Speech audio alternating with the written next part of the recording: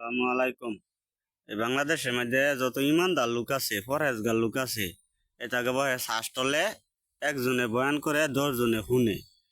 আর এই বাংলাদেশে যারা অপরাধ করে, এই জুলুম নির্যাতন লুটপাট যারা করে, এরা যদি আল্লাহরে ভয় পাইতো তারা এই কাজগুলো করতো না। আর যারা আল্লাহরে ভয় পায় তারা মানুষে ভয় পায় না, যারা মানুষে ভয় পায় তারা আল্লাহরে ভয় পায় না। এই যে বাংলাদেশে শত শত আলেম গ্রেপ্তার হয়েছে, তাদের অপরাধ আছে একটাই, তারা সত্য কথা বলছে। এইটাই হলো তাদের বড় অপরাধ। সত্য কথা বললে দেশের বিরুদ্ধে যাইতে পারে, রাষ্ট্রের বিরুদ্ধে যাইতে পারে, সরকারের বিরুদ্ধে যাইতে পারে। এই যে বাংলাদেশে শত শত হাজার হাজার আলেম যেদিকে মেঘ পরে এদিকে ছাতি ধরে বন্ড আলেম, এইটারে আগে দিব জাহান নামে। এই বাংলাদেশে যে এই অপরাধ করুক, তারা যদি সঠিক বিচার করতো এই অপরাধ হইতো না। এই বাংলাদেশে মানুষ সঠিক কাজ করবার পায় না। ধন্যবাদ।